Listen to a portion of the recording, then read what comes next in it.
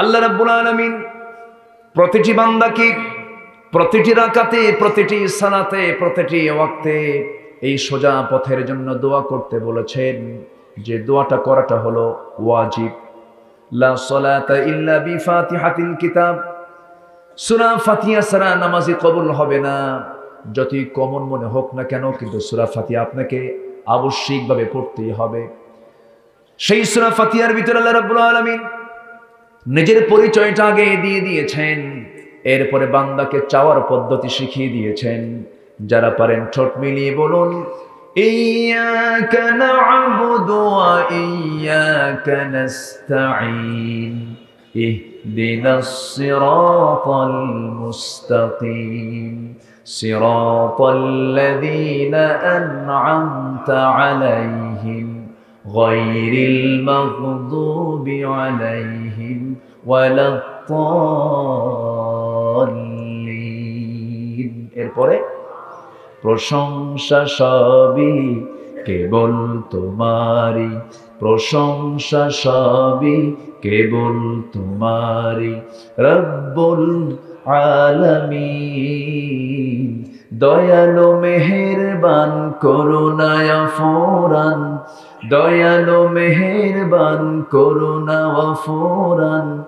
আর কেউ নয় তুমি মালিক শেষ বিচারের দিন, শেষ বিচারের দিন। বিচারের দিনের মালিক কে? আসতে বলবেন না কে? অতএব বিচারক তো পৃথিবীর কেউ না, মূলত আসল বিচারক তিনি কে? আহকামুল হাকিমিন তিনি কে? আল্লাহ তাআলা। তার কাছে আমরা চাবো, তার কাছে বলবো আল্লাহ সোজা পথ দাও। কি পথ দাও? সোজা পথ, স্ট্রেট পথ। সরল পথ কাকে বলে? দুই বিন্দু, দুই দিকে ফোঁটা দিয়ে দুই বিন্দু এক রেখা দিয়ে টান মারলি এটা কি বাঁকা না সোজা হলো? সোজা হয়ে গেল। আমরা সোজা পথে না বাঁকা পথে? সোজা পথে যাব আমরা। তাহলে জান্নাত আমরা খুঁজে পাবো। সেই সোজা পথের নাম তো অন্য কিছু নয়, সেই সোজা পথের নাম হলো ইসলাম। জোরে বলেন, তার নাম কি? আরো জোরে। ইন্নামাল মুমিনুনা আল্লাযীনা আমানু বিল্লাহ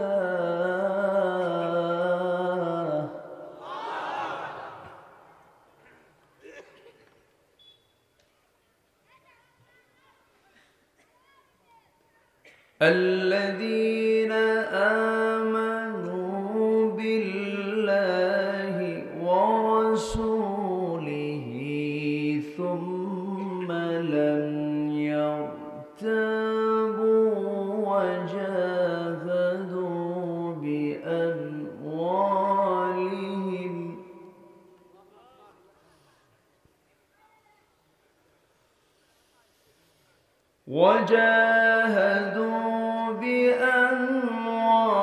بأموالهم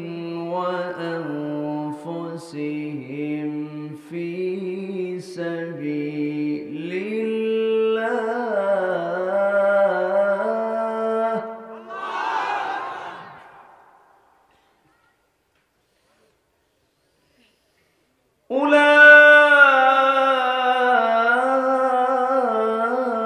أولئك هم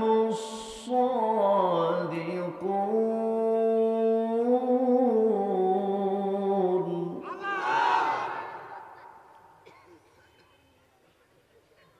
قل أتعلمون الله بدينكم والله يعلم ما في السماوات وما في الأرض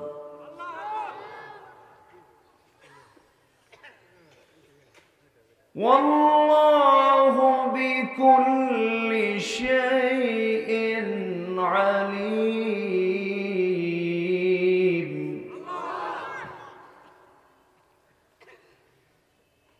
الله أكبر بسم الله الرحمن الرحيم إن الله وملائكته يصلون على النبي يا أيها الذين آمنوا صلوا عليه وسلموا تسليما اللهم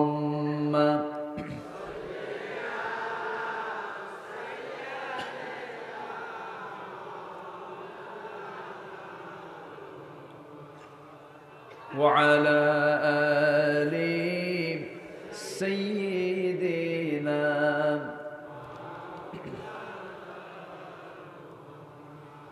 একটু মোহাব্বত দিয়ে নবীর প্রেমে মাতোয়ারা হয়ে জবান খুলে উচ্চ আওয়াজে জোরালো কণ্ঠে সবাই বলুন আল্লাহুম্মা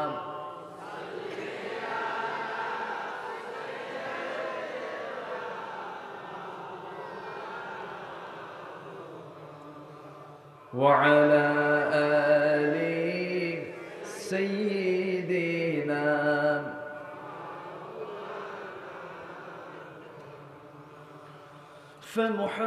فمحمدنا هو سيدنا فالعز لنا لإجابته اللهم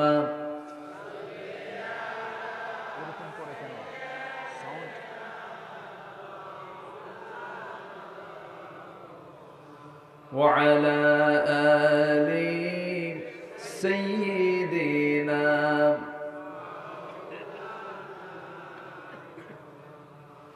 رسول مارالو আশা রসুল আমার ভালোবাসা রসুল আমার প্রেম বিরহের মূল আলোচনা রসুল আমার কাজে কর্মে অনুপ্রেরণা আল্লাহুম্মা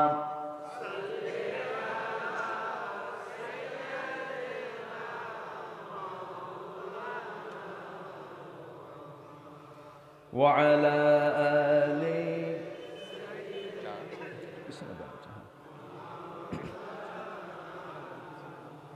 সবাই বলুন বালাগাল উলা বিকামালিহি কাশাফাত তুজা বিজামালিহি হাসনাত জামিউ খিসালিহি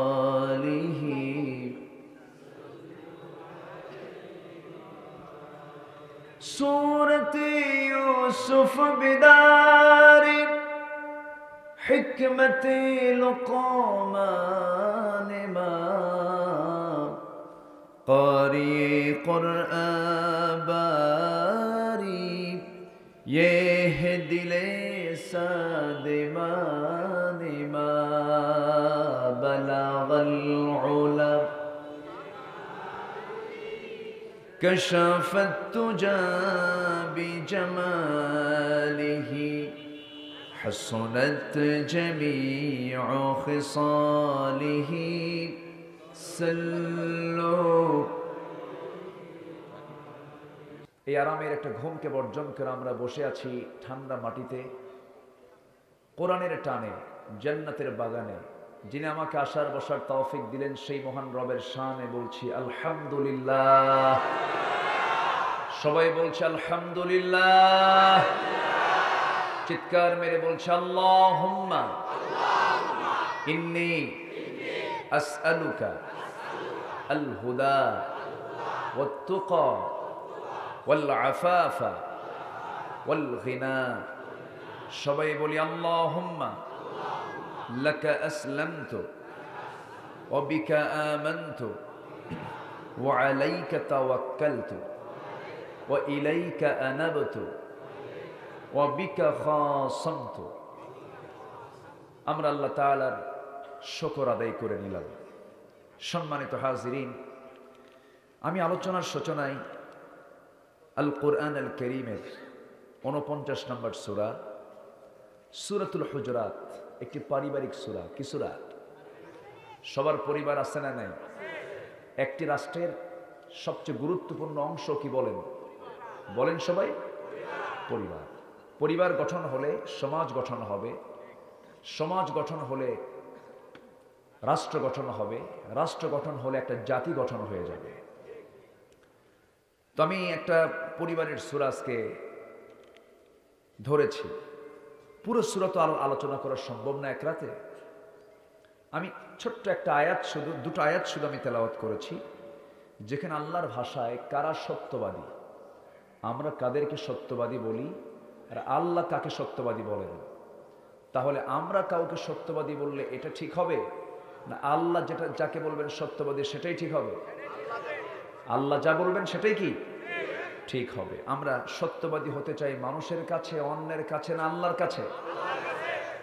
সত্যবাদী কারা আল্লাহ পাক এটা শনাক্ত করে দিচ্ছেন এই আয়াতের মধ্য দিয়ে। সূরাতুল হুজুরাত আয়াত নাম্বার 15। আমি আমার বাবার কোনো কিস্সা কাহিনীও নয়, আমার দাদার মরে যাওয়ার কোনো কথা বলতে আসেনি। আমার দেশে বাপ দাদার কাহিনী বলার লোক বহু আছে, আছে না নাই? অনেক পীর কেবলাদের ওয়াজ হয়, ঘন্টার পর ঘন্টা চোখের পানি ফেলে সব চলে যায়, ফজর থাকে না, জোহর নাই, আছে না নাই? আচ্ছা, তবে আবার ভুল বুঝবেন না যে আমি পীর বিরোধী মানুষ। আমি পীরকে মহাব্বত করি, কারণ শব্দটা যেহেতু চলে আসছে আমাকে আবার এটা একটু সুরাহা দেওয়া দরকার। কি আওয়াজ কিসের? হ্যাঁ, কোন দিক থেকে? ও বাচ্চার জন্য কিনছিল, কিন্তু বাড়ি পর্যন্ত গেল না, এখানেই শেষ হয়ে গেল। আচ্ছা, ফাটুক, আর কি করা। জি হ্যাঁ, বাচ্চাও তো পরিবারের অংশ, ওরা ফাটাবেই তো। জি, সম্মানিত ভাইয়েরা, আমার আওয়াজ কি সবাই শুনতে পাচ্ছেন? এত রাতে আপনারা আওয়াজ শুনতে প্রস্তুত আছেন তো? গতকালকে এবং গত মাহফিল, আমার ম্যাক্সিমাম মাহফিলগুলো আগে শেষ হয়ে যায়। আমি মাগরিবে উঠে আলোচনায়, অনেক জায়গায় মাগরিবে উঠে এসাই মাহফিল একদম শেষ মোনাজাত, এটাই ভালো হয়। রাত যত হয় চোখ কি উপরে না নিচের দিকে? উপরে না নিচের দিকে যায়? নিচের দিকে যায়। কিন্তু আজকে কি নিচের দিকে নেবেন নাকি আপনারা? মিছা কথা। রাত আসলে তো উপায় নাই, চোখ কখন চলে আসে। রাতটা আড়াল করে দিয়েছেন কে? আসতে বলবেন না কে?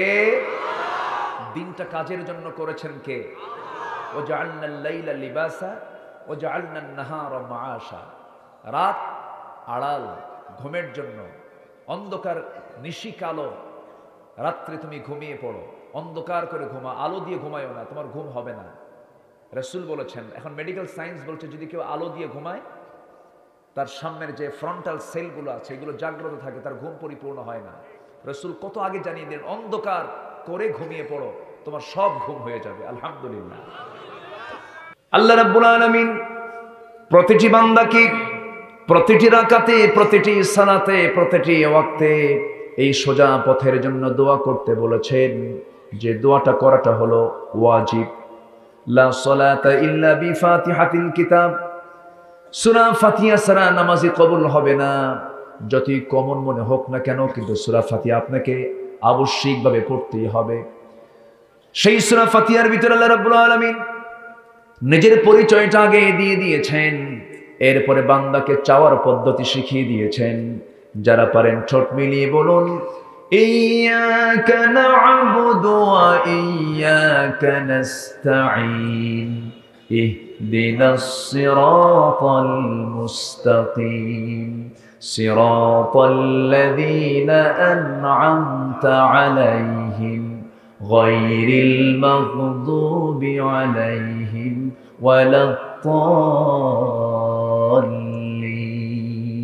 এরপরে প্রশংসা সবই কেবল তোমারি, প্রশংসা সবই কেবল তোমারি রব্বুল আলামিন। দয়ালো মেহেরবান করুণায় ফুরান, দয়ালো মেহেরবান করুণা ফুরান। আর কেউ নয় তুমি মালিক, শেষ বিচারের দিন, শেষ বিচারের দিন। বিচারের দিনের মালিক কে? আসতে বলবেন না কে? অতএব বিচারক তো পৃথিবীর কেউ না, মূলত আসল বিচারক তিনি কে? আহকামুল হাকিমিন তিনি কে? আল্লাহ তাআলা। তার কাছে আমরা চাবো, তার কাছে বলবো আল্লাহ সোজা পথ দাও। কি পথ দাও? সোজা পথ, স্ট্রেট পথ। সরল পথ কাকে বলে? দুই বিন্দু, দুই দিকে ফোঁটা দিয়ে দুই বিন্দু এক রেখা দিয়ে টান মারলি এটা কি বাঁকা না সোজা হলো? সোজা হয়ে গেল। আমরা সোজা পথে না বাঁকা পথে? সোজা পথে যাব আমরা। তাহলে জান্নাত আমরা খুঁজে পাবো। সেই সোজা পথের নাম তো অন্য কিছু নয়, সেই সোজা পথের নাম হলো ইসলাম। জোরে বলেন তার নাম কি? আরো জোরে।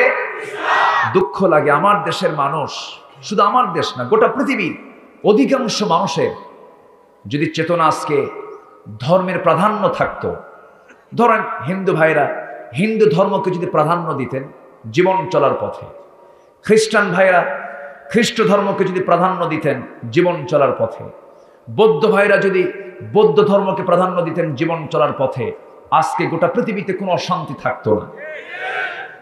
কোন ধর্ম মিথ্যা কথা বলে? মিথ্যা কথা বলতে বলে? কোন ধর্ম হানাহানি, মারামারি, খুন, ধর্ষণ, চাঁদাবাজি করতে বলে না। তাহলে এখান থেকে প্রমাণ হলো গোটা পৃথিবীর অধিকাংশ মানুষ ধর্মের কাজ করে না করে না? আসতে কোন কেন? করে কি করে না? কই করে? অধিকাংশ মানুষ করে না। যদি করত তাহলে আজকে এই চিত্র হতো না। এই ওঠে কেন? সমস্যা নাকি? বাচ্চা আছে, ঠিক আছে, ওনার ছুটি আছে। আর কারো বাচ্চা আছে নাকি? বাচ্চা থাকবে মায়ের কাছে, আজকে দেখি বাপের কাছেও আছে। জি আলহামদুলিল্লাহ। জি আমার দিকে তাকান, আমি কথাটা একটু বোঝার চেষ্টা করেন। আমরা মানি ধর্মটাকে, কিন্তু ধর্মটাকে মানি আমরা আবশ্যিকভাবে নয়, গুরুত্ব দিয়ে নয়, পরিপূর্ণরূপে নয়। আজকে যদি আমরা আমাদের দিন ইসলামকে পরিপূর্ণরূপে গ্রহণ করতাম, আজকে কি অশান্তি থাকতো? আজকে অশান্তি থাকতো? মসজিদে জুতা চোর যায় না? মুসল্লিয়া ঢোকার সময় জুতা নিয়ে ঢোকে না জুতা থুয়ে ঢোকে? তাহলে মসজিদেও টেনশন আছে না নাই? সেজদার দিকে নজর না জুতার দিকে নজর? বলেন কিসের দিকে নজর? বাজারে গেলে সাইকেল দেখে একবার বাজার করে, সাইকেল দেখে একবার বাজার করে। হঠাৎ করে যদি সাইকেল দেখে মিস হয়, সাইকেল নেই। আমি কি ভুল বলতেছি? কেন? তাহলে কি আমরা ধর্ম পরিপূর্ণরূপে মেনে চলি? মেনে চলি? আমার দেশের নামাজি বেশি না বেনামাজি বেশি? বলেন বলেন বলেন বলেন। আমার দেশের মানুষ বেশি না চোর বেশি? হ্যাঁ, সবচেয়ে বড় চোর কে? বলেন সবচেয়ে বড় চোর কে? নামাজটা। এখন বলেন মানুষ বেশি না চোর বেশি? এই তো। তাহলে আমরা কোথায় প্র্যাকটিস করি? সম্মানিত ভাইয়েরা, একটু কান লাগান, একটু মনোযোগ দিয়ে শুনুন। আজকে গোটা পৃথিবীর অধিকাংশ হিন্দুরা তাদের হিন্দুত্বকে বাদ দিয়ে, মানে আমাদের নিজস্ব ধর্ম, সব ধর্মের মানুষই ধর্ম বাদ দিয়ে আমাদের সবচেয়ে বড় ধর্ম হয়ে গেছে রাজনৈতিক দল। হিন্দু তার হিন্দুত্ব বাদ দিতে রাজি আছে, খ্রিস্টান তার খ্রিস্টানি বাদ দিতে রাজি আছে, বৌদ্ধ তার বৌদ্ধত্ব ছাড়তে রাজি আছে, মুসলমান তার ইসলাম ছাড়তে রাজি আছে, কিন্তু রাজনৈতিক দল ছাড়তে রাজি নয়। এরকম আছে না নাই? কিন্তু না, সব ছাড়বো, কিন্তু ইসলাম নিয়ে কোনো আপিল কেউ করলে এটা ছেড়ে দেওয়া যাবে। আমার কথা বোঝা যায়? তাহলে আমরা চলবো বাঁকা পথে না সোজা পথে? আসতে বল, বাঁকা পথে না সোজা পথে? সোজা পথে। আল্লাহ দাঁড়াতে বলছেন, দেখেন কি সুন্দর করে আল্লাহ রাব্বুল আলামিন বলেন, ফাকিম ওয়াজহাকা লিদ-দীন হানিফান ফিতরাতাল্লাহিল্লাতী ফাতারান-নাস আলাইহা লা তাবদীলা লিখালকিল্লাহ যালিকাদ-দীনুল কাইয়্যিম ওয়ালাকিন্না আকসারান-নাসি লা ইয়ালামুন। জোরে বলি আল্লাহু আকবার। তুমি তোমার চেহারা কি আল্লাহমুখী করে নাও, একনিষ্ঠভাবে আল্লাহর দ্বীন ইসলামকে গ্রহণ করে নাও। আল্লাহর দ্বীনের কোনো পরিবর্তন হবে না। আল্লাহর দ্বীনকে তুমি ইখলাসের সাথে গ্রহণ করে নাও। এই ক্ষেত্রে কোনো কন্ডিশন করতে যেও না। আমার দেশে এমনও হাজি আছেন, এমনও মুসল্লি আছেন, হজ করেন প্রত্যেক বছর, নামাজ পড়েন 5 ওয়াক্ত, মসজিদে গিয়ে তাকবীরুল্লাহর সাথে আবার সুদেরও কারবার করেন। এরকম তো লোক নাই। আসতে বলবেন না, আছে না নাই? এখন আমি যদি এই সমস্ত কথাগুলো বলতে যাই, সুদখোর কি ভালো আমার কথায় কি খুশি হবে নাকি? আসতে কোন কেন? এই চান্সে কেউ উঠবেন না, কিন্তু উঠলে ভাববো ওটা সুদ খায়। কেউ যাবেন না? বসেন সবাই। আল্লাহি, আল্লাহর কসম করে বলি, আমি কাউকে ইন্ডিকেট করে কোনো ব্যক্তির আক্রোশ নিয়ে আমরা, বিশেষ করে আমি অন্তত কোনো মঞ্চে বসি না। আমি চাই যে আল্লাহ আমাকে যে দায়িত্বটা দিয়েছেন, কথা বলার একটা সুযোগ আল্লাহ পাক আমাকে করে দিয়েছেন, আমি যদি আমার কথার পরিপূর্ণ হক আদায় না করি, কিয়ামতের দিন আমার জিহ্বা কাটবেন কে? আসতে বলবেন না কে? সেই মামলার বাদী হবেন আপনারা। মামলার বাদী হয়ে বলবেন যে অমক আসছিল অমক এলাকায় আলোচনা করতে, কিন্তু হক কোনো কথা সে বলতে চায় নাই, হককে সাড়াল করে গেছে। সেই মামলার বাদী আপনি হয়ে মামলা দিবেন, আর আমার জিহ্বা কাটবেন কে? আল্লাহ। অতএব আমাকে ব্যক্তির চেহারা দেখে কথা বলতে হবে না, আল্লাহর হুকুম দেখে কথা বলতে হবে। কার হুকুম দেখে? অতএব কোরআন যেদিকে যাবে আমরা সেদিকে যাব। কার গায়ে লাগলো আর কার গায়ে লাগলো না দেখার কোনো বিষয় নয়। সুদখোর, সুদ খাবা, আর আমি বলবো আল্লাহ তুমি সুদে বরকত দাও। আমার দেশে তো সিনেমার উদ্বোধনে হুজুরা দোয়া করে, এরকম হুজুরও আমার দেশে আছে। আছে না নাই? সিনেমা উদ্বোধন হবে, সেখানে প্রডিউসার, অ্যাক্টর, মানে প্রযোজক, নায়ক নায়িকা সবাই, মানে কলা কৌশলের সবাই বসে আছে। এখন মহরত অনুষ্ঠানে দোয়া করতেছে, আল্লাহ তুমি এই সিনেমায় বরকত দিয়ে দাও। দেখেন অনেকে আবার আমিনও কয়। কষ্ট পাচ্ছেন আপনারা? আলোচনা করব। আমার দেশে এমনও পীর কেবলা আছে, পীর পরিচয় নাম, পীরকে তারা কলঙ্কিত করেছে। পীর পবিত্র শব্দ। শাহজালাল ইয়ামিনী, শাহপরান, শাহ মাকদুম, শাহজালাল হক্কানি পীর ছিলেন। খাজা মঈনুদ্দিন চিশতি রাহমাতুল্লাহ আলাইহি কাশ্মীরে শুয়ে আছেন, রাজা পৃথ্বীরাজের বিরুদ্ধে মোকাবেলা করেছেন। ঘোড়ার পিঠে চড়ে হাতে তরবারি নিয়ে গোটা ভারতবর্ষে ইসলামকে কায়েম করেছেন। তারা ছিলেন পীর। আর আমার দেশের কিছু পীর সাহেবের দরবারে গিয়ে বলা হয়, হুজুর একটু মদের ফ্যাক্টরি দোয়া করে আসেন, আল্লাহ তুমি মদের ফ্যাক্টরিতে বরকত দাও। আছে না নাই? না, এগুলো করব না আমরা। আমরা বাঁকা পথ না সোজা পথ? মদ খাওয়া কি কইলেন? আরো জোরে। বিড়ি খাওয়া ডান হাতে না বাম হাতে? বলেন কোন হাতে বিড়ি খাওয়া যায়? বাম হাতে না ডান হাতে? তাহলে আমার প্রশ্নের হিকমত টের পেয়েছেন? আচ্ছা, আমাদেরকে অনেকে প্রশ্ন করে, হুজুর বিড়ি খাওয়া কি, মানে উনি জায়েজ করার চেষ্টায় আছেন? না, ডাক্তার যেটা ডিসঅ্যালাউ করে, ইসলামও সেটা ডিসঅ্যালাউ করে। যেটা আপনার শরীরের জন্য ক্ষতিকর সেটাই হারাম। সেটাই কি? হারাম। ইসলাম সেগুলোকে হারাম করেছে যেটা ব্যক্তির কল্যাণের জন্য আসে নাই। আমার কথা কি বোঝা গেল? হারাম মানে কিন্তু আমরা বুঝি কি, মানে হারাম শব্দটা শুনে আমরা ভাবি যে এটা আল্লাহ মানা করছে এই জন্য আমরা করি না, কিন্তু না, যেটাই হারাম সেটাই অকল্যাণ। সেটা কি? অকল্যাণ। আর যেটাই হালাল সেটাই বান্দার জন্য কল্যাণকর। জোরে বলি সুবহানাল্লাহ।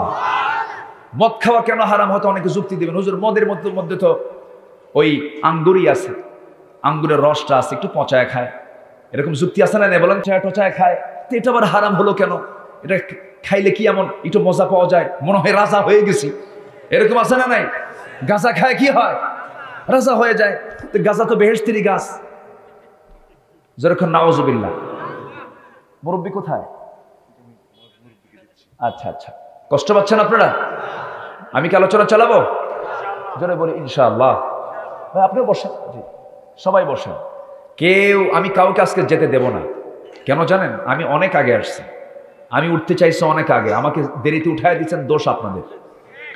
অতএব সবাই শুনেছেন মনে হয়, এই বিল গেটস গোটা দুনিয়ার সবচেয়ে বড় ধনী, তার অর্ধেক সম্পদ সে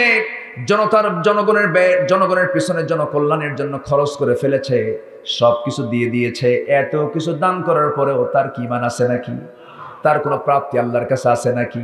কিন্তু ঈমান যদি থেকে যেত, এই দান তাকে জান্নাতের মধ্যে নিয়ে যেত। কিন্তু ঈমান নাই, তার কোনো মূল্য নাই। এই জন্য আমাদের 1 নাম্বার পুঁজি হলো আমরা ঈমান আনবো কার উপরে? আসতে বলবেন না, কার উপরে? আল্লাহর উপর ঈমান আনতে হবে। ঈমান না আনলে পরে জাহান্নাম যেতে হবে। একদিন মূসা আলাইহিস সালাতু ওয়াস সালাম আল্লাহকে বলছেন, আল্লাহ একটা প্রশ্ন করতে চাই। কি প্রশ্ন? তুমি আমাদেরকে বানালা, এত মানুষকে তুমি এই পৃথিবীতে বানিয়ে পাঠালে, সমস্ত বান্দাগুলো তুমি বানায়া আবার কিছু বান্দাকে তুমি জাহান্নাম দিবা, তোমার মধ্যে কি দয়া মায়া নাই নাকি? সঙ্গে সঙ্গে আল্লাহ বলছেন, মূসা তুমি আমাকে যুক্তিতে হারাতে চাও, তুমি আমাকে যুক্তিতে হারাতে চাও। আমি বান্দাকে বানাইছি, আমি বান্দাকে জাহান্নামে দেব। হ্যাঁ, তোমার যুক্তি তো এটা মারাত্মক যুক্তি। এটা কেমন করে হলো? যখন মূসা আল্লাহকে প্রশ্ন করছেন, তোমার মধ্যে কি মায়া দয়া নাই? আল্লাহ বলছেন, মূসা এটার জবাব মুখ দিয়ে শুধু বললে হবে না, তোমাকে প্র্যাকটিক্যাল বুঝাই দিতে হবে, থিওরিক্যাল দিলে হবে না, তোমাকে প্র্যাকটিক্যাল বুঝাই দিচ্ছি। এরপর আল্লাহ বললেন, মূসা এই মুহূর্তে তুমি কিছু গমের বীজ নিয়ে নাও, কিছু গমের কি বলে বীজ বলে না কি বলে দানা, কিছু গমের দানা হাতের মধ্যে নিয়ে নাও। হাতের মধ্যে নিয়ে জমিতে এটাকে ছিটায় দাও, গমের আবাদ করো, গম ছিটায় দাও। গম হয়ে গেল, এলাকায় গম হয়তো নাকি? গম যখন ছিটায় দেওয়া হলো, গম ধীরে ধীরে উদ্ভিদ আকারে বড় হতে লাগলো।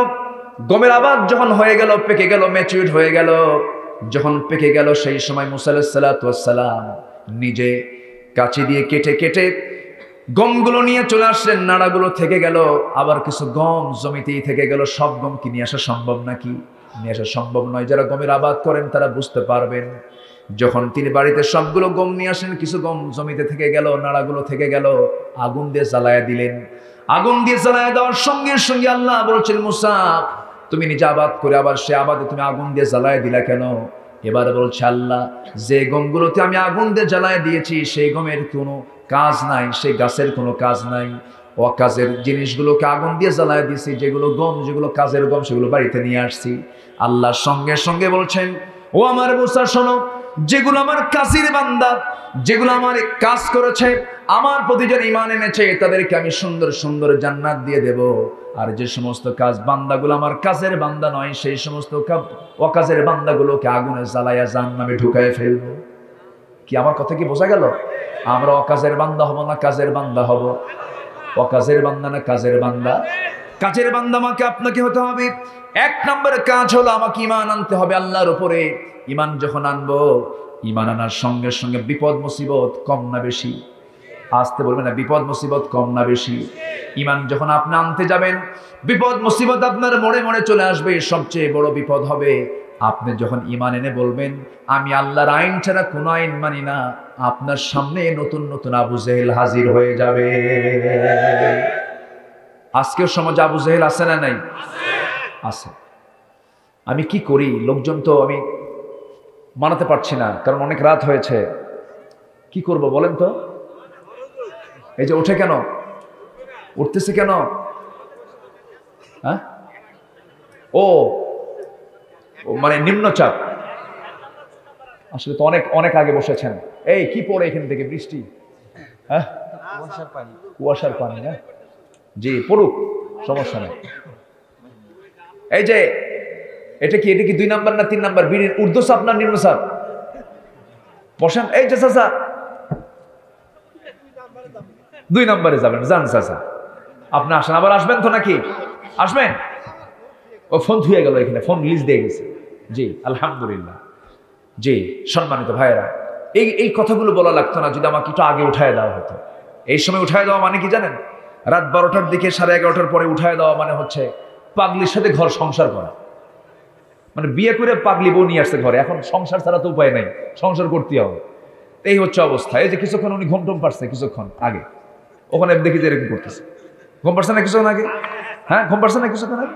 হ্যাঁ একটু চার্জ দিছে এরকম করে, এখন আবার ঠিকঠাক হলো। তো আমি দেখতেছি কিন্তু অনেকে এরকম চার্জ টুর্জ দিচ্ছেন। সম্মানিত ভাইয়েরা, একটু থাকেন, 3টা পয়েন্ট আমরা শিখে যাব। ঈমান আনা মানে নিজের জীবনকে হিংস্র জন্তুর সামনে সোপর্দ করে দেওয়া, ঠিক কি না? জাকারিয়া আলাইহিস সালাতু ওয়াস সালামকে করাত দিয়ে চিরেছিল, তিনি শহীদ হয়েছেন, কিন্তু কখনো বাতিলদের সামনে মাথা নত করেছেন? ইয়াহইয়া আলাইহিস সালাতু ওয়াস সালাম, তাকে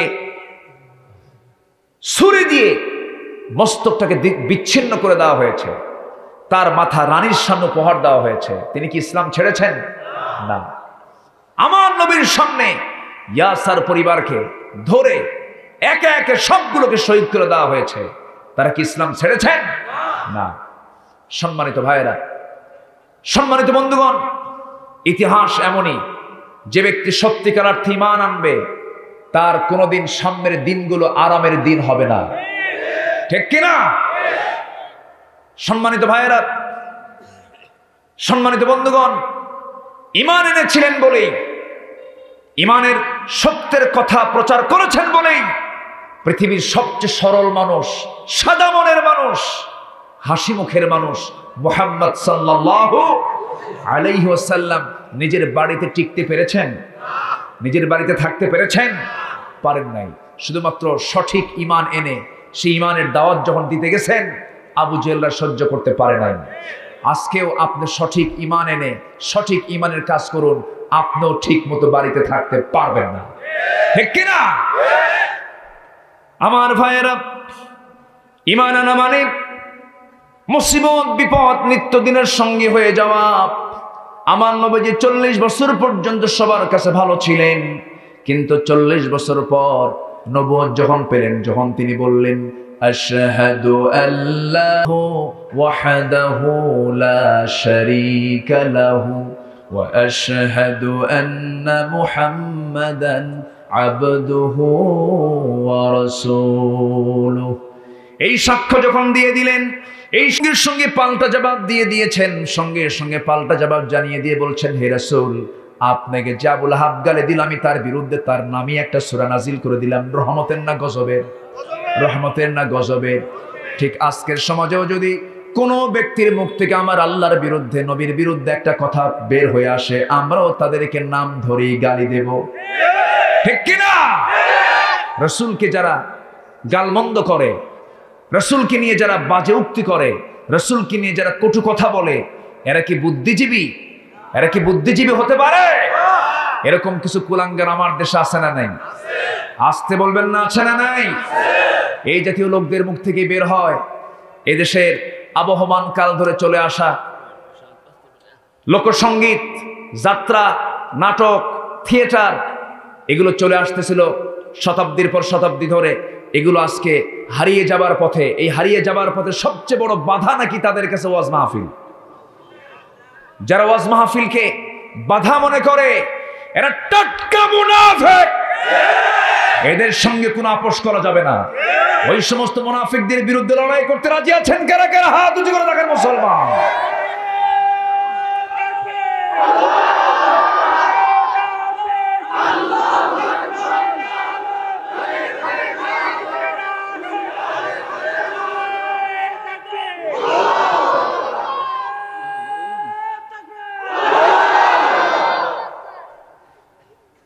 আমরা বিপদের বন্ধু হতে চাই না সুদিনের বন্ধু হতে চাই? বলেন, দুর্দিনের না সুদিনের? বিপদের বন্ধু না আনন্দের বন্ধু? বিপদের বন্ধু হচ্ছে আসল বন্ধু। সম্মানিত ভাইয়েরা, গ্রামের জমিদার বড় একটা গরু জবহ করে এটাকে ভুনা করে খাওয়াবে,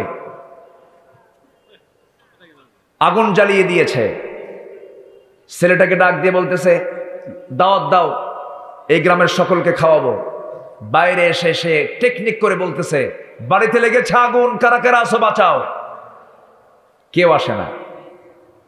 খাইতে সবাই আসবে, আগুন নিভাতে সবাই আসবে না, ঠিক কিনা? সংখ্যায় খুব কম হয়ে গেছে। বাড়িওয়ালা তার ছেলেকে লক্ষ্য করে বলছে, এত লোক কম কেন? এত বড় আয়োজন, লোক কেন এত কম হয়েছে? বাবা, এরাই হচ্ছে আমাদের প্রকৃত বন্ধু। ডাক দিয়েছে আগুনের, কিন্তু এসে দেখে খাবার আয়োজন। সম্মানিত ভাইয়েরা, অন্যের বিরুদ্ধে প্রতিবাদ সবাই করবে না। সুদিনের বন্ধু থাকতে চায় কিছু কিছু মানুষ, আছে না নাই?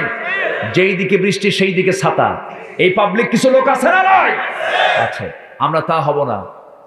আজকের এই ক্রাইসিস পিরিয়ডে আমাদের সবচেয়ে বড় চ্যালেঞ্জ, ঈমান এনেছি, ঈমানটাকে আমরা টিকে রাখবো এবং ঈমানদারদের পক্ষে আমরা কাজ করে যাব।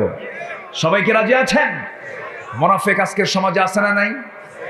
আমার নবীর পিছনে নামাজ পড়েছে তারাও মুনাফিক ছিল। আমার নবীর পিছনে ইক্তেদা করেছে তাদের মধ্যে মুনাফিক ছিল কি ছিল না? আজকেও মুনাফিক আছে না নাই? মুনাফিক সব চিহ্নিত হয়ে আছে। রাসূলকে গালি দেওয়ার পরেও যারা চুপ করে বসে থাকে, আল্লাহকে নিয়ে, রাসূলকে নিয়ে ইসলাম কোথায় থাকবে আর কোথায় থাকবে না, ইসলামকে নিয়ে যারা খেলার সামগ্রী মনে করে, এরপরেও যারা চুপ করে বসে থাকে তারা হচ্ছে বোবা শয়তান। কথা বলার দরকার আছে না নাই? আচ্ছা। সম্মানিত ভাইয়েরা, আমার নবীজির বিরুদ্ধে কম ষড়যন্ত্র মুনাফিকরা করেনি, কিন্তু মুনাফিকদের শেষ পরিণতি তাদের বিজয় না পরাজয়? বলেন, শেষ পরিণতি বিজয় না পরাজয়? পরাজয়। মুনাফিকদের কাজ হলো সমস্যা কোথাও সৃষ্টি হলে সমস্যার সমাধান না সমস্যা আরো বড় করা? সমস্যার সমাধান না বড় করা? আরো জটিলতা সৃষ্টি করা। আমার নবীজির পরিবারকেও এই মুনাফিকরা ছাড় দেয়নি। আমার নবীজি কোন এক অভিযান থেকে ফেরত আসার পথে, আম্মা জান আয়েশা সিদ্দিকা সেই অভিযানে ছিলেন। ফেরত আসার সময় উটের পিঠে তিনি হাওদার মধ্যে বসা ছিলেন। হঠাৎ করে তিনি বললেন, আমার প্রকৃতির চাপ এসেছে, আমাকে নামিয়ে দাও। তিনি উটের পিঠ থেকে, হাওদা থেকে, পালকি থেকে নেমে আড়ালে চলে গেলেন শৌচ কার্য করতে। আসতে তার দেরি হলো। উনি খুব চিকন ছিলেন, মানে হাওদার মধ্যে থাকতেও সে ওজন, না থাকলেও সে ওজন। তা আসতে দেরি হয়ে গেছে। এসে দেখেন কেউ নাই। যিনি দায়িত্বরত সাহাবী, তিনি পালকিটা উটের পিঠে চড়ায় নিয়ে সব চলে গেছে। আম্মা জান আয়েশা একা পড়ে গেছেন। তিনি কি করবেন? তিনি আস্তে করে চাদর মুড়ি দিয়া পর্দার নিয়ম রক্ষা করে একটা আড়াল হয়ে একটা বৃক্ষের নিচে তিনি বিশ্রাম নিলেন, আশ্রয় নিলেন। চিন্তা করুন, এটি একটি স্বাভাবিক বিষয়। আমার নবীজির বলে দেওয়া ছিল এক সাহাবীকে, সাফওয়ান, তুমি সবার শেষে আসবে, যে মানুষগুলো বাদ পড়ে যাবে তাদেরকে তুমি সুন্দর করে ঘোড়ায় চড়ে নিয়ে মদিনা পর্যন্ত নিরাপদে পৌঁছায় দিবা। বাদ তো কেউ পড়ে নাই, আমার নবীর বউ বাদ পড়ে গেছে। এখন বলেন, তাও পুরুষ না মহিলা? মহিলা। আমার নবীর স্ত্রী আম্মা জান আয়েশা বাদ পড়ে গেছে। এখন এখানে মুনাফিকদের খেলা আছে না নাই? আসতে বলবেন না, আছে না নাই? কিছু কিছু বুড়া চাচা আছে, চার দোকানে বসে খেলে পান খায় আর চা খায় আর গীবত করে, আছে না নাই? আচ্ছা। সম্মানিত ভাইয়েরা, আমার নবীজি চলে আসলেন, কিন্তু কিছুক্ষণ পর শুনলেন যে আম্মা জান আয়েশা নাই, বাদ পড়ে গেছে। দায়িত্বপ্রাপ্ত সাহাবী সঙ্গে সঙ্গে পিছনের দিকে চলে এসে দূর থেকে তাকায় দেখেন কি যেন চাদর মুড়ি দিয়ে বসে আছেন। সামনে গিয়ে লক্ষ্য করলেন আম্মা জান আয়েশা। তাকে চিনতে পারলেন, অনুমান করলেন। এরপরে বললেন, আম্মা জান আয়েশা, আপনি কোনো টেনশন করবেন না, রাসূল আমাকে দায়িত্ব দিয়েছেন, আমি আপনাকে নিরাপদে সতীত্বের নিরাপত্তা দিয়া, আপনি তো আমাদের আম্মা জান উম্মাহাতুল মুমিনিন, কোনো টেনশন করবেন না, আমি আপনাকে নিরাপদে নবীর ঘরে পৌঁছায় দেব। সুন্দর করে সম্মান সূচক আচরণ করে তাকে নবীর ঘর পর্যন্ত পৌঁছায় দেওয়া হলো। আমার নবীর কাছে যখন তিনি চলে গেলেন, গোটা রাত ওই সাফওয়ান, ওই সাহাবী ঘোড়ার পিঠে করে আমার নবীজির স্ত্রী আম্মা জান আয়েশাকে সঙ্গে করে নিয়ে যখন মদিনায় চলে এলেন, সেই সময় এই কথাগুলো মুনাফিকদের কানে যখন চলে গেল, এই কথাটা ছোট হবে না বড় হবে? মুনাফিকরা এটাকে ছোট করবে না বড় করবে? এটাকে আড়াল করবে না বড় করে ফেলবে? বড় করে ফেলবে, এটাই স্বাভাবিক। এরপরে কি হলো? আমার নবীজির ঘরে ঢোকার সঙ্গে সঙ্গে এই কথা যখন গোটা মদিনায় যখন ছড়িয়ে পড়লো, মুনাফিকরা এটাকে বিশাল বড় খাদ্য মনে করে এক পর্যায়ে বলেই ফেলে দিল, তোমরা কি জানো গত রাত্রে আয়েশা গোটা রাত ধরে একজন পরপুরুষের সঙ্গে রাত্রি ভ্রমণ করেছে, আয়েশা তার নিজের সতীত্ব হারিয়ে ফেলেছে। যেরকম নাউজুবিল্লাহ, এরকম বলার লোক এখনো আছে না নাই? আপনি যত বড় নামাজি হন, সতীসাধ্যী নারীকে আপনি মিথ্যা অপবাদ দিবেন? আপনি যতই বড় আপনি নামাজি হন, আপনি মিথ্যা সাক্ষ্যের সাক্ষী দিবেন, মিথ্যা মামলার সাক্ষী দিবেন, আল্লাহর কসম আপনাকে জাহান্নামে যেতে হবে। কষ্ট পাচ্ছেন আপনারা? সম্মানিত ভাইয়েরা, আমার দেশে এমনও সাক্ষী আছে যে সময়ের ঘটনা সেই সময় তার জন্মই হয়নি। এরকম কিছু আছে না? নাই? আচ্ছা, অহরহ আছে। কি সমস্যা? বসেন। হ্যাঁ, সম্মানিত ভাইয়েরা, আমার নবীজির কাছে যখন এই কথা চলে আসলো, চলে আসার সঙ্গে সঙ্গে আমার নবীজির বউ সম্পর্কে কোনো কথা যদি কানে আসে তখন কি ভালো লাগে না খারাপ লাগে? বলেন, ভালো লাগে না খারাপ লাগে? একটু খারাপ লাগার কথা। আমার নবীজি এই কথা যখন নবীজির কানে চলে এলো, আমার নবীজি আস্তে করে ঘরের মধ্যে ঢুকে বলছেন, ও আয়েশা, আমি তোমাকে দারুণ ভালোবাসি, আমি তোমাকে দারুণ মোহাব্বত করি, ভালো কথা, কিন্তু কি যেন কথা আমার কানে এসে বাজতেছে। এই মুহূর্তে আমার মন বলছে তুমি আমার ঘরে না থেকে তোমার বাপের বাড়িতে তুমি চলে যাও। আমার নবীজির এমন কথা যখন আম্মা জান আয়েশার কানে চলে গেল, আসমান থেকে যেন তিনি ভেঙ্গে পড়লেন, পড়ে গেলেন। এত বড় ধাক্কা তিনি পেয়ে গেলেন, চোখের পানি ফুরায় না। কাঁদতে কাঁদতে এক পর্যায়ে বলেই ফেললেন, হে রাসূল, আপনি শুধু আমার স্বামী নন, আপনি বিশ্ব নবী, আপনি আমাকে অর্ডার করেছেন, আমি কি আর থাকতে পারি নাকি? আমি এই মুহূর্তে রওনা দিলাম বাবার বাড়ির দিকে। তবে হে রাসূল, আমি আপনাকে একটা কথা বলবো, সেই কথাটা আপনি মনক্ষুণ্ণ হবেন না। আমার বিয়ের পয়গাম কিন্তু পৃথিবীর কেউ আপনার কাছে নিয়ে আসে নাই। আমার বিয়ের ঘটক কিন্তু আরশের মালিক মহান রব্বুল আলামিন। জোরে বলে সুবহানাল্লাহ। সব পেঁচ লাগাইছে এর মধ্যে কারা? কারা লাগাইছে? আজকের সমাজে তো পেঁচ লাগানোর জন্য মুনাফিকরা নাই। শুধু চিনে রাখবেন, এখন সময় আসলে কাজে লাগাবো। জোরে বলেন ইনশাআল্লাহ। আবু জেহেল, মক্কার নেতা, আব্দুল ইবনে মাসউদ, এক ইয়াং সাহাবী, মোষ দাড়ি কেবল উঠতেছে, কাবা শরীফের সামনে যে কোরআন তেলাওয়াত করতেছে। আবু জেহেল সামনে দাঁড়ায়া বাম হাত দিয়ে তার এক হাত চেপে ধরে ডান হাত দিয়ে কান বরাবর একটা থাপ্পড় হাঁকায়া দিল আর বলল, এই তোকে কোরআন তেলাওয়াতের জন্য কে অর্ডার দিয়েছে? কানের তালা ফেটে দর দর করে রক্ত পড়া শুরু হলো। ইবনে মাসউদ বললেন, আবু জেহেল, কোরআন তেলাওয়াতের কারণে আজকে তুই আমার একটা কানের তালা ফাটায় দিলি, সুযোগ আসুক তোর দুইটা কানের তালাই ফাটাবো। জোরে বলি আল্লাহু আকবার। আমার নবীজির কাছে এই সাহাবী গিয়ে আস্তে করে দাঁড়ালেন।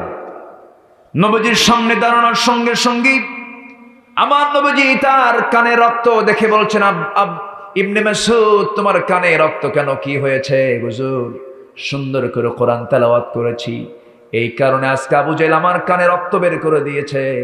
আমি তো আবু জেহেলকে একটা শক্ত কথা বলে দিয়েছি। কি কথা বলেছে বলো?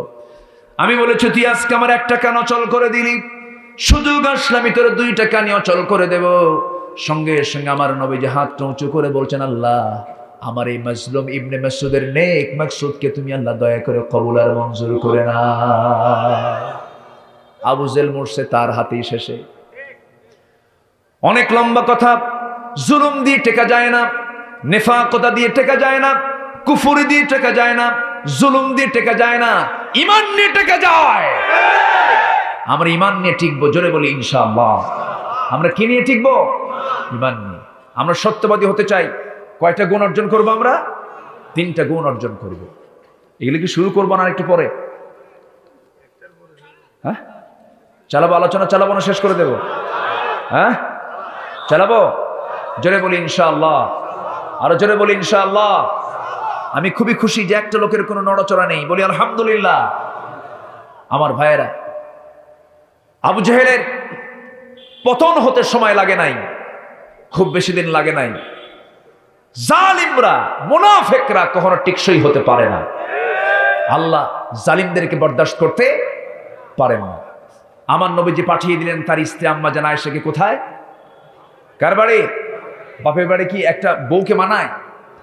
বউকে মানায় বাপের বাড়ি না স্বামীর বাড়ি? চলে গেলেন কার বাড়ি?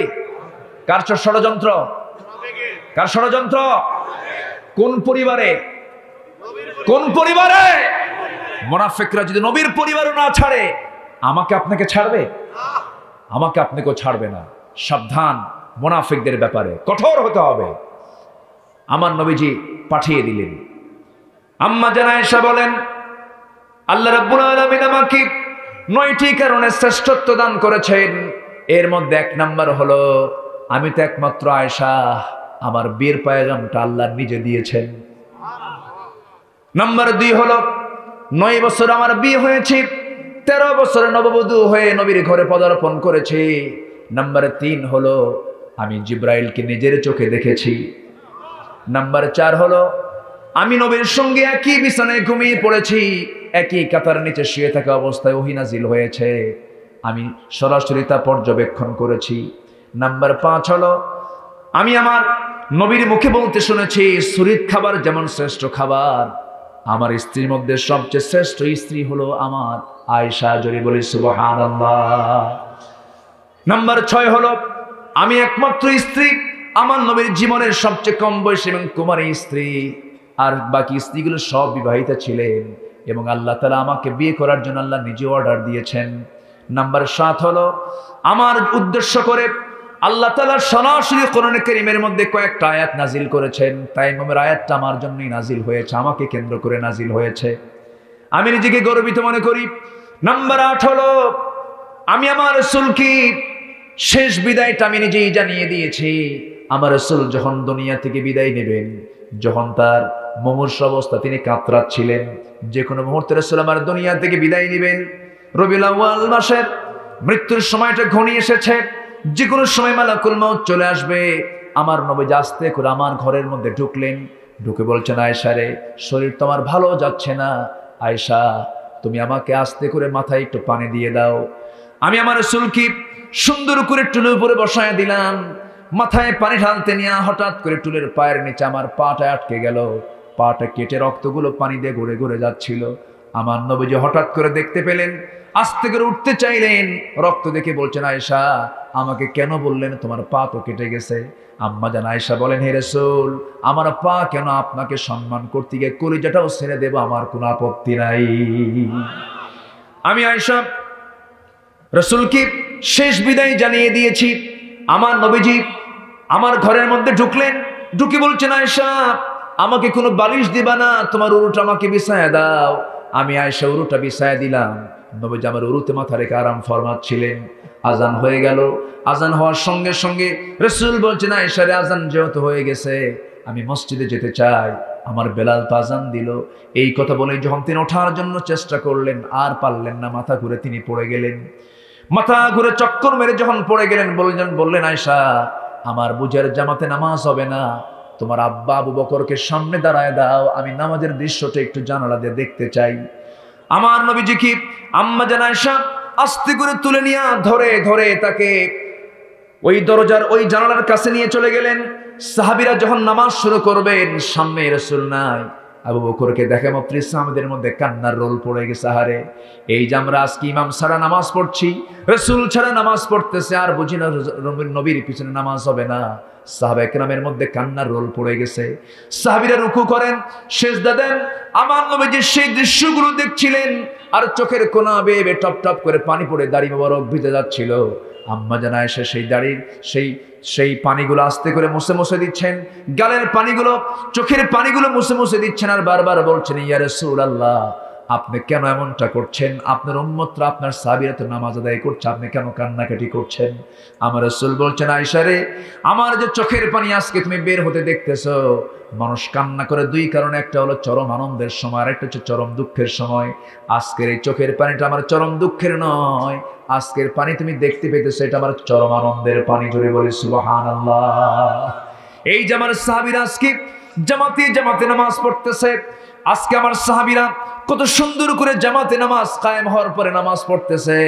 এই নামাজের জন্য তায়েফের মানুষ আমাকে মেরেছে, ওহুদের ময়দানে আমার দাঁতগুলো ভেঙে দিয়েছে, আমার আম্মারকে মারতে মারতে রক্তাক্ত করেছে, আমার ইয়াসারকে মারতে মারতে মুরগি রানের মতো 2 টুকরা করে শহীদ করে দিয়েছে। সেই কষ্টের নামাজ আজকে রাষ্ট্রীয় পর্যায়ে কায়েম হয়ে গেছে, এই জন্য আমি কাঁদতেছি। ওরে আয়েশা আমাকে সহায় দাও। আমার নবী আবার শুয়ে পড়লেন, শুয়ে পড়ার পরে বলছেন, ওরে আয়েশা আমাকে একটা মেসওয়াক এনে দিতে পারবে নাকি? তিনি উঠতে পারলেন না, তার ভাইকে ডাক দিয়ে বলছেন, ভাই আব্দুর রহমান একটা মেসওয়াক এনে দাও। মেসওয়াক এনে দেওয়া হলো। সেই মেসওয়াকটা আম্মা জান আয়েশা হাতের মধ্যে নিয়ে তিনি ভাবলেন শক্ত মেসওয়াক, নবীজির কষ্ট হবে মনে করে চাবায় চাবায় নরম করে দিলেন। নরম করে দেওয়ার পর নবীর হাতে যখন তুলে দেওয়া হলো, আমার নবীজি মেসওয়াক হাতের মধ্যে নিয়ে আগে মেসওয়াক শুরু না করে মেসওয়াকের আগায় লাগানো থুতুগুলো চুষে চুষে নবীজি পান করছেন আর মুস্কি মুস্কি হাসি মারছেন।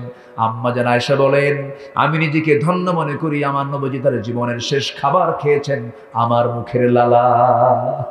আমার মুখের লালা পান করে নবীজি দুনিয়া থেকে বিদায় নিয়েছেন।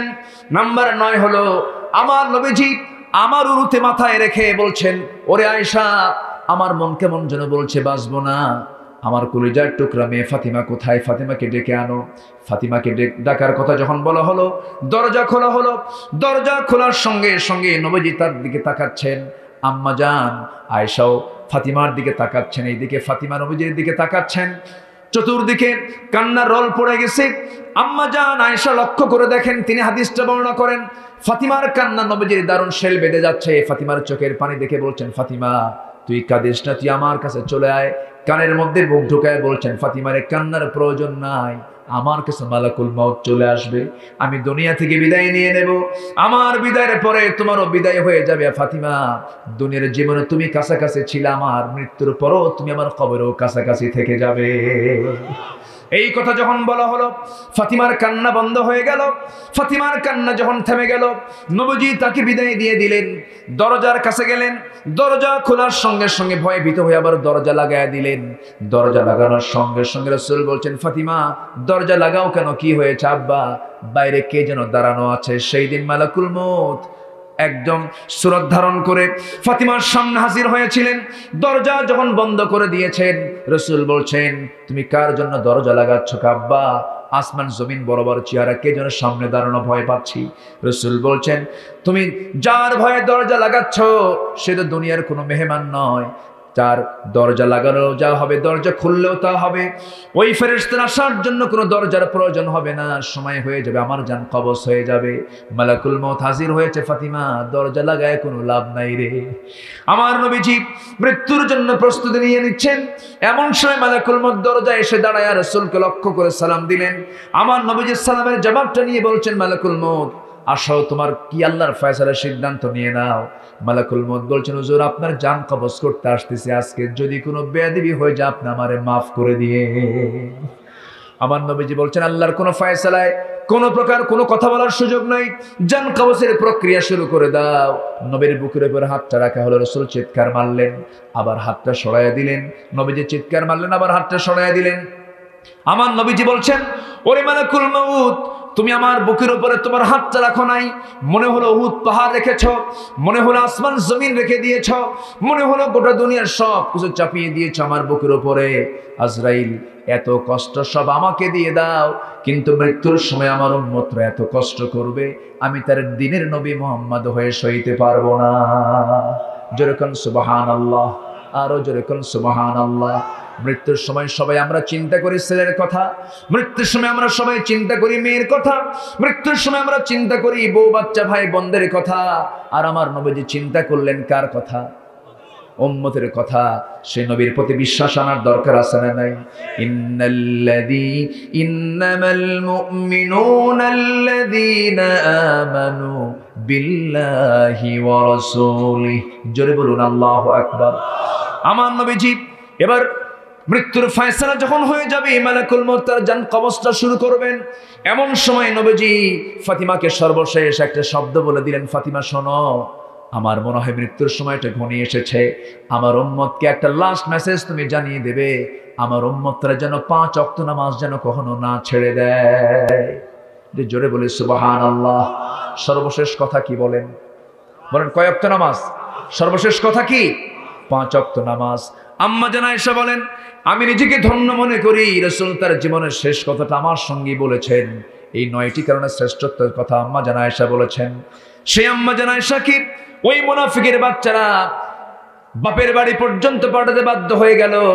সেই এত বড় ষড়যন্ত্রের জাল যখন তারা বিস্তার করেছিল, কিন্তু মুনাফিকদের সমস্ত জাল বিচ্ছিন্ন করে দেন কে? আসতে বলবেন না কে? আমার নবীজি এখন করলেন কি? কয়েকটা দিন চলে গেল, 40 দিন যখন পার হয়ে গেছে, সরাসরি আয়াত নাজিল হয়ে গেছে। আম্মা জান আয়েশার সার্টিফিকেট আল্লাহ পাক নিজেই দিয়ে দিচ্ছেন, ইন্নাল্লাযীনা জাউ বিল ইফকি উসবাতুম মিনকুম। আল্লাহ তাআলা সুন্দর করে প্রমাণ স্বরূপ জানায় দিলেন, হে রাসূল, আয়েশার ব্যাপারে যারা এই সমস্ত প্রপাগান্ডাগুলো করেছে সম্পূর্ণ একটা বাবাদ ছাড়া কিছুই নাই, মিথ্যা কথা। আমার নবীজির আনন্দ দেখে কে। এখন একটা বিষয় এখান থেকে প্রমাণিত হলো, রাসূল কি গায়েব জানতেন? আস্তে কোন কেন, আস্তে কোন কেন? রাসূলকে যা জানাতে হতো তিনি জানতেন, কিন্তু গায়েব রাসূল নিজে জানতেন। গায়েব জানবেন কে? আমার দেশের পীর সাহেবরা কিন্তু গায়েব জানে না। আবার টিয়া পাখি নিয়ে বসে থাকে সিরাজগঞ্জের মোড়ে, আছে না? নাই আছে না? এরকম আছে না? পৃথিবীর কোন মানুষ গায়েব জানবে না। গায়েব জানবেন কে? আল্লাহ তাআলা। গায়েবের মালিক কে?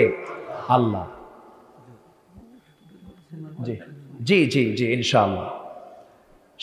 শিখি মানুষ তো যাবেই, অত রাতে তো আমি দোয়া করে দিই নাকি? আর একটু তো বলবো, কিন্তু কিছু কিছু করে যাচ্ছেন আপনারা, একটু যাবে একটু থাকবে, তাই না? জি জি জি। আল্লাহ তুমি সবাইকে শেষ মোনাজাত করে যাওয়ার তৌফিক দিয়ে দাও। জোরে বলি আল্লাহুম্মা আমিন। আমার ভাইয়েরা, আমার নবীজি যখন আয়াতটা পেলেন, আনন্দ দেখে কে দৌড় মেরে চলে গেলেন শ্বশুর। কার আল্লাহ? বলেন কার আল্লাহ? রাসূল বললেন, আয়েশা তোমার কিন্তু রাগ এখনো কমেনি। কেন? তুমি ইব্রাহিমের আল্লাহ কেন সরাসরি আল্লাহ বলতে পারো না? সুবহানাল্লাহ বলবেন না? রাগটাও ছিল কত ব্যালেন্স, কত স্বাভাবিক রাগ তিনি করেছেন। বুঝাচ্ছেন আমি একটু রাগ করে আছি। রাসূল সুন্দর করে হুমায়রা বলে, ও লাল টুকটুকে মহিলা, আসো। মেয়েদেরকে একটু প্রশংসা করলে বেজার হয় না খুশি হয়? বেজার হয় না খুশি হয়? হয়তো আজকে আপনার বউটা খুব রাগ করছে, ব্যাগ ট্যাগ ভরায় বলতেছে সংসার করবই না, তালাক দে। এরকম মহিলা আছে না নাই? দে তালাক, থাকলাম না। এরকম মহিলা আছে না নাই? সেটা নাই মনে হয় আছে। হয়তো খুব রাগ করছে, এদিকে 4-5টা ছেলে মেয়েও আছে। এখন কি করবেন আপনি? খুব রাগ, শেষ পর্যন্ত ব্যাগ হাতিয়ে নিচে যাচ্ছেই চলে, পিছনে আস্তে করে বলবেন, ময়না। কি কথা কি বুঝলেন? দেখবেন যে আমি ঠান্ডা হয়ে গেছে। তুমি কি চাও? আগামীকালকে আমি তোমার জন্য ঢাকা যাব, আপন জুয়েলার্স থেকে তোমার জন্য পেটা স্বর্ণের 2 ভরি একটা চেন আনবো, আর তোমার জন্য ইসলামপুর থেকে 2 জোড়া জুতা আনবো, এবং সুন্দর টাঙ্গাইলের শাড়ি আনবো। দেখবেন যে ব্যাগ পড়ে গেছে। ঠিক কিনা বলেন? পরে কিচ্ছু আনবেন না, দিবেন না, গুনাহ হবে না। কি কথা কি বোঝা গেল? এখন এটা কিন্তু হায়ার অ্যান্টিবায়োটিক। এটা জীবনে 2-1 হতে পারে, ঘন ঘন দিলে কিন্তু রোগী বাঁচবে না। এটা জীবনে 2-1 হতে পারে, কিন্তু ঘন ঘন এটা দেওয়া যাবে না। আল্লাহ রাসূলকে দিয়ে কি না করার নাই, সব কিছু শিখিয়েছেন। আল্লাহ তুমি আমাদের রাসূলের প্রতি ঈমান আনার তৌফিক দিয়ে দাও, আল্লাহর প্রতি ঈমান আনার তৌফিক দিয়ে দাও। মাহফিল কমিটিটা আমাকে অনেক আগে আবদার করেছিলেন। আগের মেহমান তিনি প্রায় 1.5 ঘন্টা ধরে কালেকশন করেছেন। তো আমাকে একটু বলেছেন তারা, তো ঠিক আছে, তারা যেহেতু বলতেছেন, পিছন থেকে হলুদ পাখি হলুদ জামা নিয়ে আপনাদের সামনে একটু ছুটে আসবে। আমরা কি সবাই কম বেশি কিছু দিতে পারবো না? দয়া করে কেউ যাবেন না, 2 থেকে 3 মিনিট তারা একটু আপনাদের কাছে একটু বলবে, একটু আসবে। মেহেরবানি করে সবাই জিকিরের তালাতে যে যতটুকু পারে জান দিয়ে আল্লাহর পথে এই 3টি কাজ যার জীবন অর্জিত হবে, উলাইকা হুমুস সাদিকুন। আল্লাহ বলছেন এই সমস্ত বান্দাই হলো সত্যবাদী বান্দা। বলি আলহামদুলিল্লাহ। এই মাদ্রাসার প্রতিষ্ঠাতা কি নাম? আবু বকর ভাই, তিনি দিয়েছেন 2000 টাকা। জোরে বলি, তার ছেলে 2000 টাকা। জোরে বলি মারহাবা। আল্লাহ কবুল করো। আচ্ছা, কি নাম আপনার? জাহিদুল ইসলাম ভাই, তিনি দিয়েছেন মাদ্রাসার জন্য 20,000 টাকা। জোরে বলি মারহাবা। আল্লাহ কবুল করো, নেক নিয়ত মঞ্জুর করো, আব্বা আম্মাকে মাফ করো। জোরে বলি আল্লাহুম্মা আমিন। জি, আর কে আছেন? মেহেরবানি করে আমরা দেব, একসঙ্গে আমরা মোনাজাত করে বিদায় নেব। কেউ উঠবেন না, মেহেরবানি করে বসুন, জিকির করেন সুবহানাল্লাহ আলহামদুলিল্লাহ। আব্দুর রাজ্জাক ভাই 1000 টাকা। আল্লাহ কবুল করো, নেক নিয়ত মঞ্জুর করো, আব্বা আম্মাকে মাফ করো। আর কে আছেন? মেহেরবানি করে সবাই দেন। আল্লাহ তুমি সবাইকে দেওয়ার তৌফিক দিয়ে দাও। আর কে আছেন?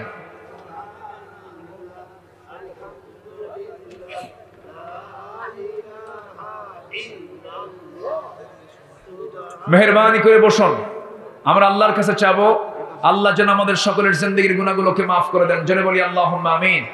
জিকির করেন সুবহানাল্লাহ আলহামদুলিল্লাহ।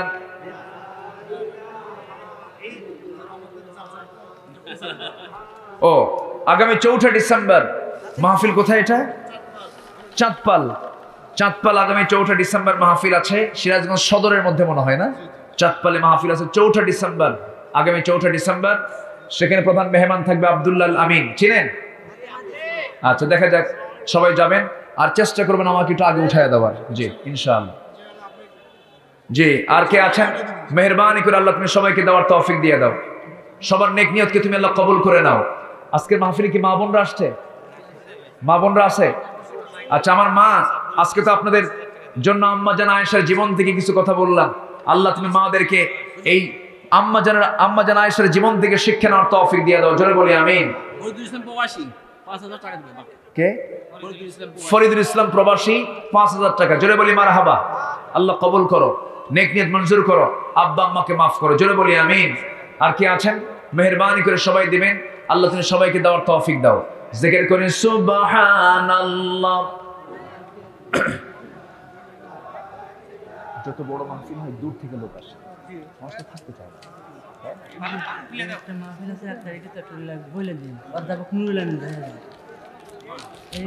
কয়টা ঘোষণা দেব আমি?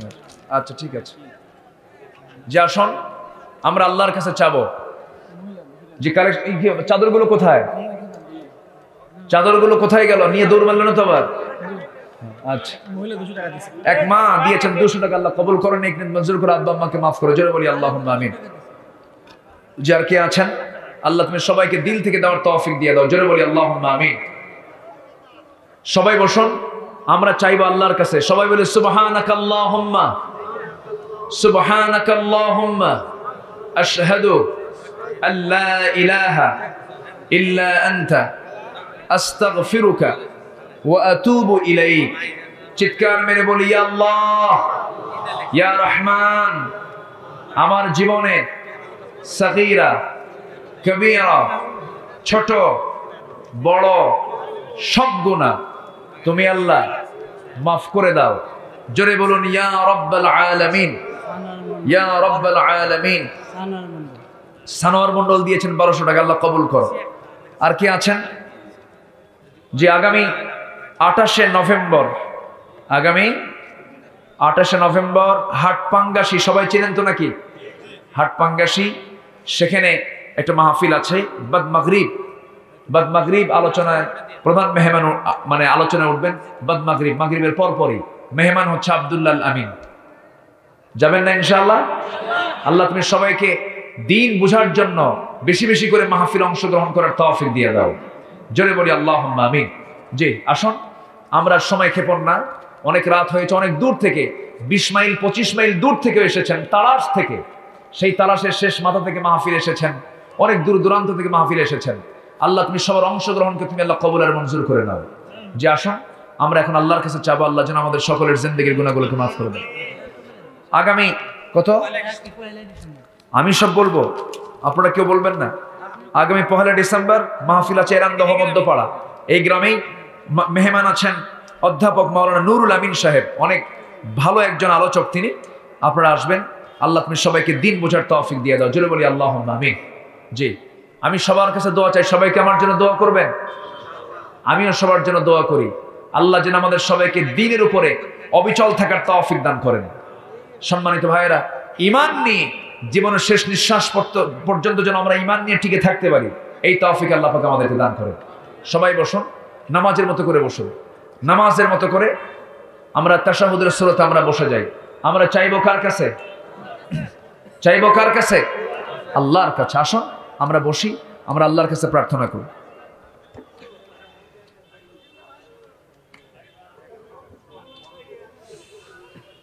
বসেন, সবাই বসেন। জি, ফজর পড়বেন সবাই? সবাই ফজর পড়ার নিয়ত আছে তো? ফজর পড়বেন কারা কারা দেখে হাত তোলেন। বলি আল্লাহ ইয়া রহমান ইয়া রহিম, আমাদেরকে 5 ওয়াক্ত সালাত আদায় করার তৌফিক তুমি আল্লাহ দিয়ে দাও। জোরে বলি আমিন। আরো জোরে আমিন, আরো জোরে আমিন। হাত নামান। বাড়িতে আম্মা আব্বা আছে না নাই? মাদের পর্দার দরকার আছে না নাই? পর্দার বিষয়ে মাদেরকে আমরা সজাগ রাখবো। মা যদি পর্দায় না থাকে, মেয়ে যদি পর্দায় না থাকে, দায়ী হবে কে? না, মেয়ে যদি পর্দা না করে দায়ী হবে বাপ, বউ যদি পর্দা না করে দায়ী হবে স্বামী। কি কথা কি বোঝা গেল? আর দায়ুস লা ইয়াদখুলুল জান্নাহ, দায়ুস কখনো জান্নাতে যাবে না। তাহলে ওই মেয়ের জন্য, ওই মার জন্য, ওই বউয়ের জন্য আমাকে আপনাকে কোথায় যেতে হবে? জাহান্নামে যেতে হবে। তাহলে আমাদের দায়িত্ব আছে না নেই? দায়িত্বটা নিজের কাঁধে নিয়ে পর্দার বিষয়ে আমরা সর্বোচ্চ সতর্ক থাকবো। জোরে বলি ইনশাআল্লাহ। আসুন আমরা সময় ক্ষেপণ না করি, অনেক রাত হয়েছে, ফজরের দিকে তাকিয়ে আমরা এখন সোজার দোয়ার দিকে। আপনি দোয়াটা করে দেন, আপনি দোয়া করেন। হ্যাঁ, আমি করবো। আল্লাহুম্মা আমিন। রব্বানা যালামনা আনফুসানা ওয়া ইল্লাম তাগফির লানা ওয়া তারহামনা লানাকুনান্না মিনাল খাসিরিন। গভীর রাত, নিঝুম রাত, ঝিমানো রাত্রিতে চাঁদের মতো হাজারো মুসলমান নরনারীকে নিয়ে তোমার কালামের দুটি আয়াতকে সামনে রেখে সত্যবাদী কারা, সত্যবাদীর হওয়ার জন্য কি কি গুণ লাগে এই বিষয়ে কিছু কথা বলার চেষ্টা করেছি। গুনার বোঝা মাথায় নিয়ে কাঙ্গাল ফিকিরের মতো দুটো হাত পেতে আছে। আল্লাহ, গুনার দিকে নজর দিও না, বান্দা মনে করে তামাম জীবনের সমস্ত গুনাহগুলোকে মাফ করে দাও। জনম দুঃখিনী মা, জনম দুঃখী বাপজান যারা চলে গেলেন, মেহেরবানি করে তাদের জিন্দেগির গুনাহগুলো মাফ করো, কবরগুলোকে জান্নাতের টুকরা বানায় দাও। অনেক আলোচনা শেষ করে বাড়ি ফিরে যাব, বাড়িতে ফিরে গিয়ে সব দেখবো কিন্তু মাকে পাবো না রে। যেই মার দিকে তাকালেই সওয়াব, তাকালেই রহমত, সেই বাপ মা যারা চলে গেল, জিন্দেগির গুনাহগুলো মাফ করো, কবরগুলোকে তুমি আল্লাহ জান্নাতের বাগিচা বানায় দাও।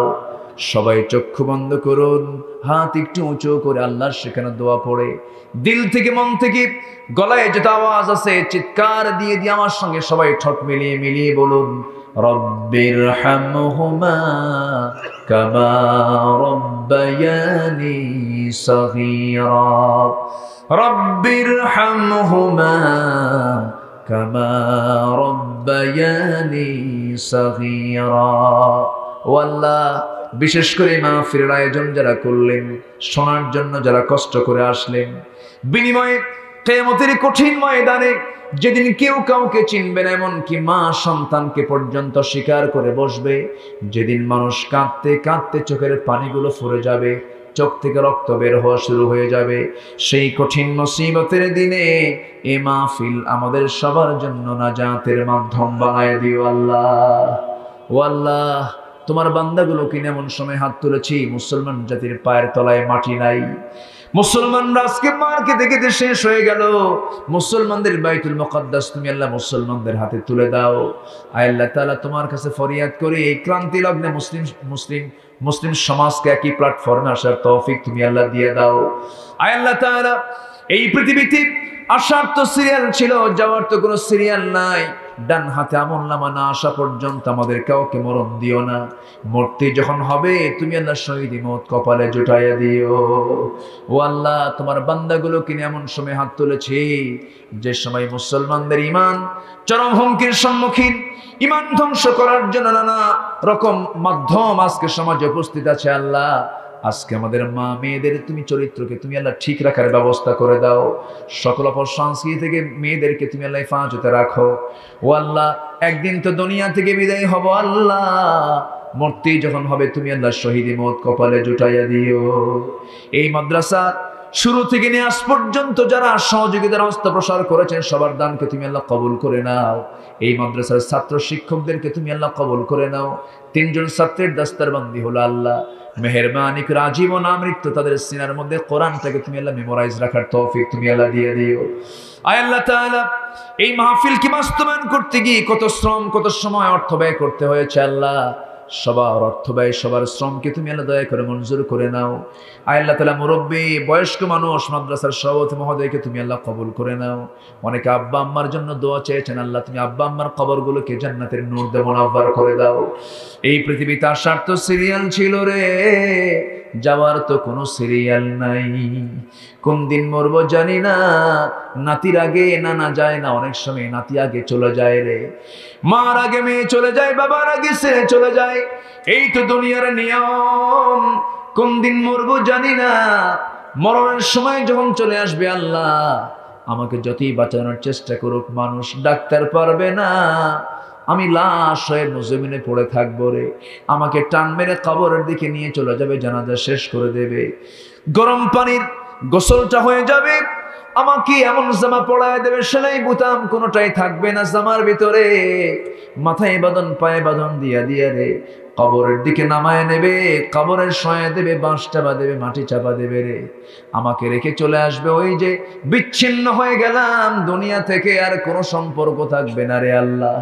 ও আল্লাহ, ওই কবরের ভিতরে 24 ঘন্টার যেতে না যেতে মাথার চুলগুলো খসে খসে পড়ে যাবে, শ্যাম্পু দিয়া লাভ হলো না, আমার চামড়ায় কত তেল সাবান লাগিয়েছি, 3 দিন যেতে না যেতে গলে গলে সব মাটির সঙ্গে মিশে যাবে রে। 7 দিন যেতে না যেতে পেটের নারী ভরি সব চোখ মুখ কান নাক দিয়ে বের হয়ে আসবে রে। ও আল্লাহ, টেনে হেঁটে সব ওই কবরে রেখে আসার পর 3 মাস ব্যবধান, 3 মাসের ব্যবধানে দেখা যাবে কবর খুঁড়ে কয়েকটা হাড় ছাড়া কিছুই খুঁজে পাওয়া যাচ্ছে না। আল্লাহ বুঝতে পেরেছি তুমি ছাড়া কোনো বন্ধু আমার নাই, তুমি ছাড়া কোনো ওলি আমার নাই রে আল্লাহ। সে অন্তিম মুহূর্ত, অন্তিম সময় যখন চলে আসবে, জামানে জারি করে দিও লা ইলাহা ইল্লাল্লাহু মুহাম্মাদুর রাসূলুল্লাহ।